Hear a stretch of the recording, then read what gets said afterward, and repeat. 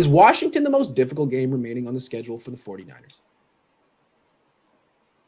I think it depends on how Kyler Murray heals up, in my opinion. I think Arizona matches up really well against the 49ers just for the fact that Kyler Murray can run so well, but he's been injured. For some reason, his shoulder injury hasn't affected his throwing as much as it has with his running, and he's just not running the ball as much as he has. So that could be a benefit for them. And if he's injured, that would be a big swing in the NFC playoff picture. So it depends on his health. I'm not sure if Seattle and Los Angeles, what's going to happen the next couple of weeks. So who knows what Seattle's going to be doing with their starters and how much they'll want to do. So I think it depends. But I would go Washington right now just because I think their defensive line is going to dominate this offensive line. Yeah. If you're looking at the guys in Las Vegas, they would say no, right? The 49ers are a 3.5 point favorite this week. I think they're going to be underdogs against Seattle. So the odds makers are saying that that this is going to be an easier game. But I think it's a sneaky, difficult game. I think it's going to be harder than people think. Here's something I don't hear anybody talking about.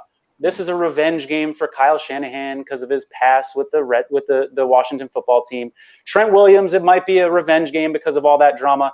Has anybody talked about how this could be a revenge game for the Washington football team? Do you guys remember the slip and slide game last year? The 49ers sliding all over the field.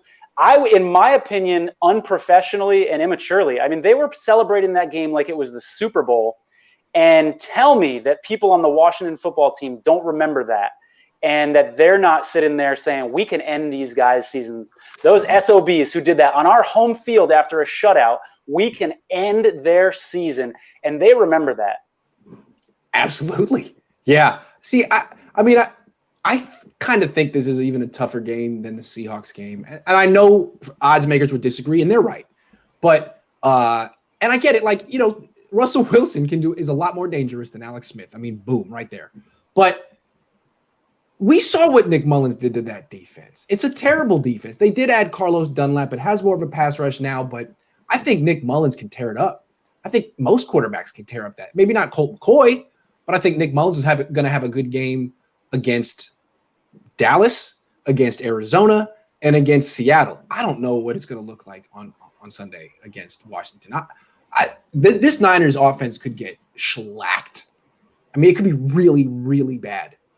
So I don't know. This Washington defense is interesting, and they have a complementary offense, an offense that's not going to commit 3 turnovers the way that the last couple of Niners opponents have. I mean, I don't know if the Bills did, but the Rams did. That's not going to happen in this game. They're going to run the ball. They're going to control the clock. It's just going to be such a challenge. The Washington football team. Oh my God! Now I can't monetize this. The Washington football team is not going to beat itself. They're a lot like the Harbaugh Niners with Alex. They're not going to beat themselves. And so Nick Mullins and the Niners are going to have to take this game from Washington. And the Niners actually have been beating themselves. Mullins will do that. He's not experienced. He doesn't have a career of experience of being cautious like Alex Smith. So yeah, I think this is a tough one, but a good point you made, Tony. Washington's offensive line is better than people think too. So they have like no big name players in their offensive line right now. But going into last week's game against the Steelers, they had, so for drop back percentages, when a quarterback drops back, Alex Smith saw a clean pocket. It was like 74% of the time. So they were in the top 10 for giving their quarterback a clean pocket. That was going into last week's game against the Steelers, who led the league in sacks.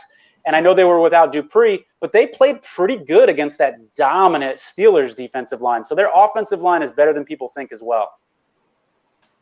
Well, that's good news for 49er fans.